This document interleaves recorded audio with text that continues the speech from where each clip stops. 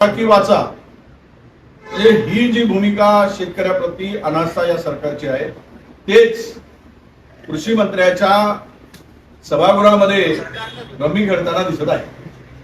म्हणजे यांना काही कामच उरलं नाही.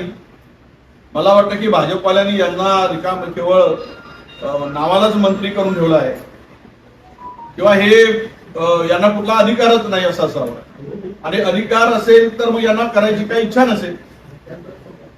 हा एक कुठे नेऊन ठेवलाय महाराष्ट्र माझा.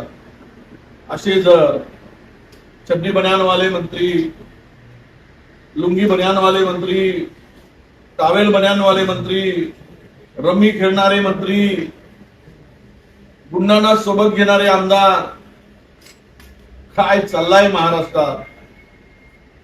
यातून शेतकऱ्यांनो तुमचं वाली हा सरकार नाही.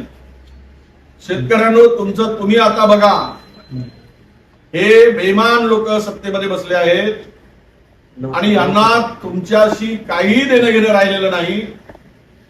म्हणून शेतकऱ्यांना आवाहन करतोय की अशा खोटारड्या धोकेबाज सरकारला धडा शिकवा. आणि कृषी मंत्र्याला तर यापूर्वीचे जे वक्तव्य कृषी मंत्र्यांचे होते त्यावरून त्या पदावर कृषी मंत्र्यांना त्या पदावर ठेवायचं की नाही याचा निर्णय गांभीर्यानं मुख्यमंत्र्यांनी घ्यावा. जर मुख्यमंत्री शेतकऱ्यांचे काही कणव असेल शेतकऱ्याप्रती तर अशा मंत्र्यांना ते त्या पदावर ठेवतील का किंवा ठेवावं का हा विचार मुख्यमंत्री